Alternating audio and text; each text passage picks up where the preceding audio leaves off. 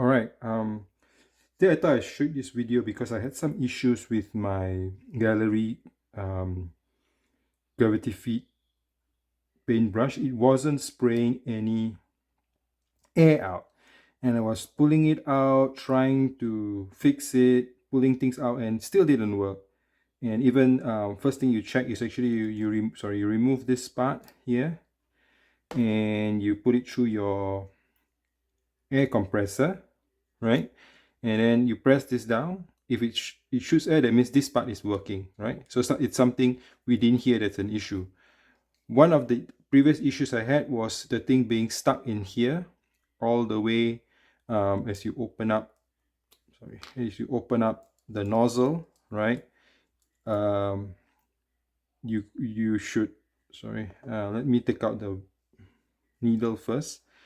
Sometimes there is a opportunity or instance, especially when you spray, that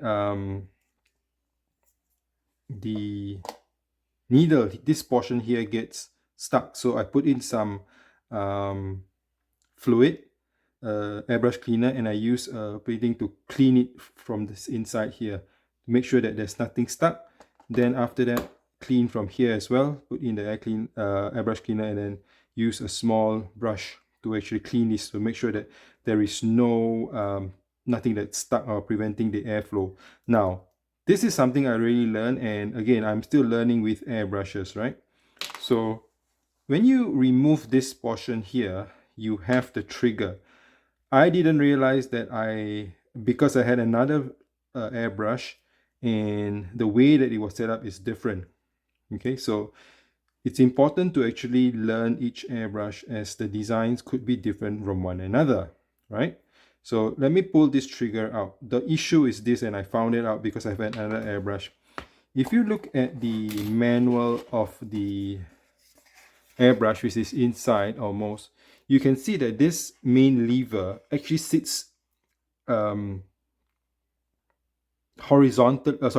vertically straight down here. So this portion here, which is this part, this thing that moves, needs to sit like that.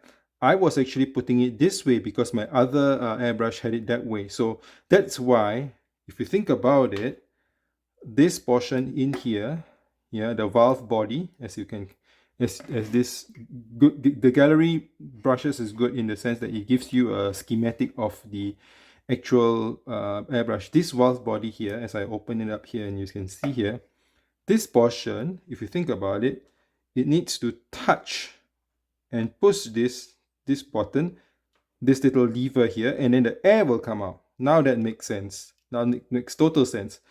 So I figured that out, and actually why I was having issues was because I was, like I said, installing it the wrong way. I was installing it horizontally versus vertically.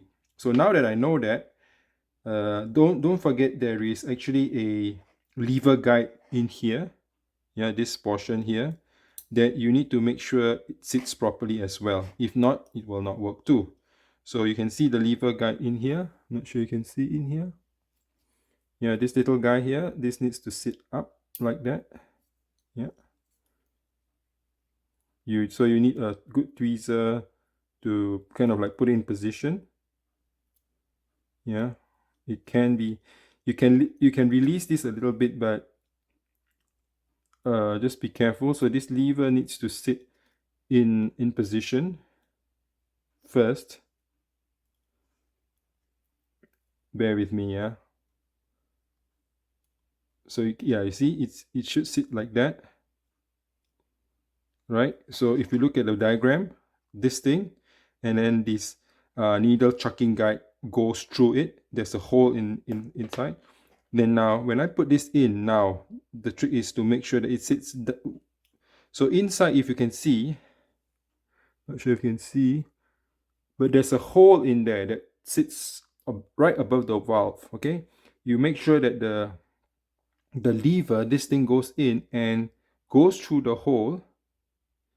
Yeah, make sure it goes through the hole. Okay, so it goes through the hole. If you press it down, you can feel that you're actually pressing on something. So when you actually press on this, the air will come into the airbrush. Then when you push it down and draw it back, so this is a dual action, as you call it, action 1, action 2, then it will allow the paint from the gravity fill cup to actually flow into, like this is the fill cup, right? I have two sizes. From here to mix with the, it flows down and mix the air and then comes out from the brush. Okay, so this is kind of like a tip that you can actually take into note. If you have few different types of airbrushes, if you're used to this, then you know that it's supposed to be facing down. I didn't know, but so I learned now. Nothing wrong with my brush, right? So then screw it all back up. Yeah, make sure that it's tight. Yep, and then this goes back, and the brush should be good to spray now. Yeah, so just wanted to share this tip with you, as I learned kind of like the hard way of figuring out why the brush didn't work. So yeah, I'm just gonna test it out, and this is not going in. I need to figure out why, or maybe this is drawn too back. Oh, it's not.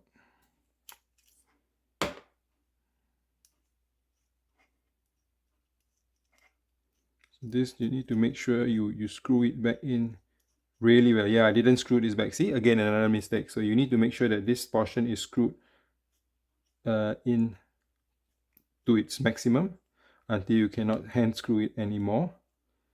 Yeah, and then this one is good.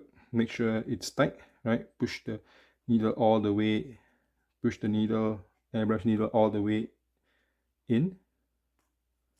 Then the it's called the needle chucking nut goes hard, goes tight. Can I move this? Now I should be able to screw it back nicely. Yeah, so I made that mistake. Okay, so now the brush should be able to spray the air out again. All right, connected it back to my compressor, and here goes. You can see it. So it sprays now.